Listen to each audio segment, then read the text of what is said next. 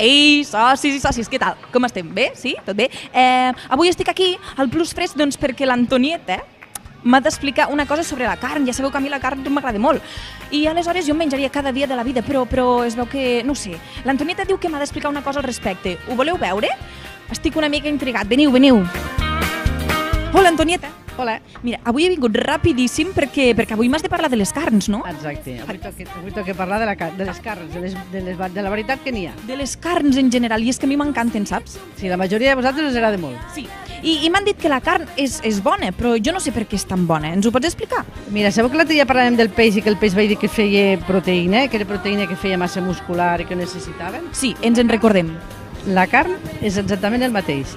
Inclús porta una miqueta més de minerals, com el ferro, per exemple, que és més interessant.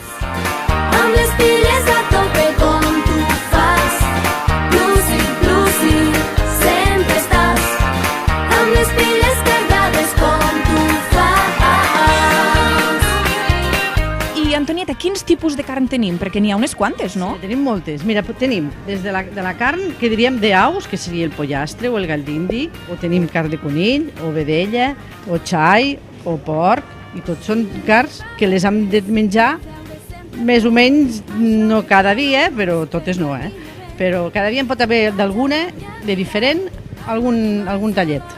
Val, és que a mi la carn m'agrada molt, ja t'ho he dit. És a dir, la verdura m'agrada molt, però la carn també m'encanta. Aleshores dius que l'hem de dosificar una mica, no val cada dia menjar-ne. Exacte, i el que no podem fer és menjar cada dia la mateixa. Dius, a mi m'agrada el pollastre i sempre vull pollastre. No, perquè algun dia hem de menjar vedella, perquè porta més ferro, algun altre dia podem menjar conill, perquè és una carn més blanca i no porta, per exemple, no porta tant greix, el porc també és interessant, també porta més greixos i llavors n'hem de menjar no tan sovint, però les hem de variar, perquè així agafem sempre el millor de cada tall. Com tu fas, Plusi, sempre vas.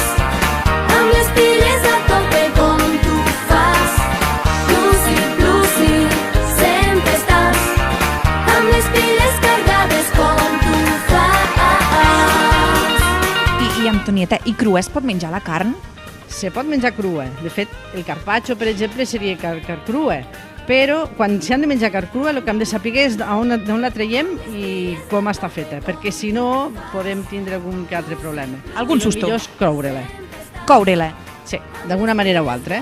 Però bueno, les mares ne saben un munt de preparar-les de diferents maneres, o els pares. Les mares i els pares, I les àvies. Els avis ja no sé si en saben tant. Sí, algun n'hi deu haver, sí. Plusi, sempre estàs. Amb les piles carregades com tu fas.